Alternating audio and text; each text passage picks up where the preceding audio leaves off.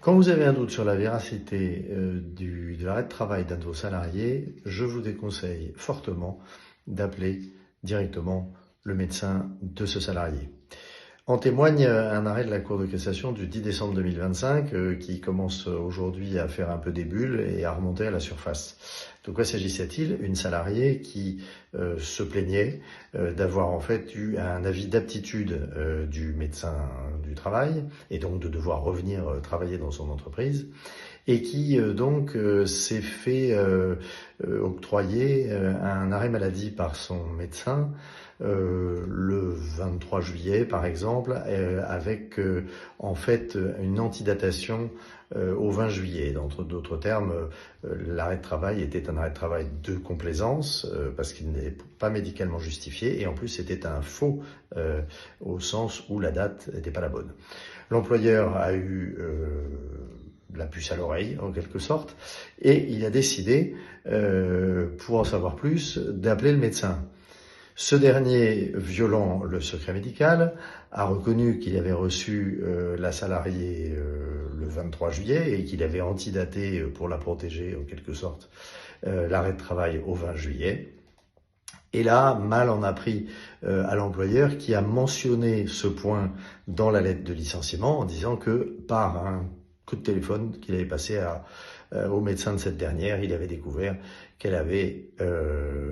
fait mentir son médecin sur l'arrêt de travail et que l'arrêt de travail était par conséquent un faux. Alors, vous allez me dire, la morale voudrait que ce salarié qui a menti, qui a organisé une espèce de fraude avec son médecin, lequel a violé le secret médical en parlant à l'employeur et en disant qu'il avait effectivement reçu la salariée 3 jours après la date réelle de l'arrêt de travail. Bon, la morale voudrait qu'effectivement la salariée soit licenciée pour exécution gravement déloyale du contrat de travail, faute grave, et soit licenciée et puis que rien ne se passe devant les tribunaux parce que une salariée aussi malhonnête, ça doit se faire absolument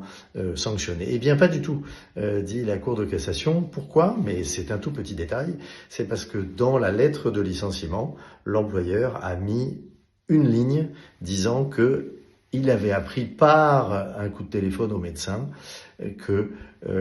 cet arrêt de travail était un faux et par conséquent il l'a licencié. Et là, la Cour de cassation, qui vraiment sur un sujet comme celui-là fait du droit pur mais sans aucun bon sens, je crois qu'on ne peut pas dire autre chose malheureusement,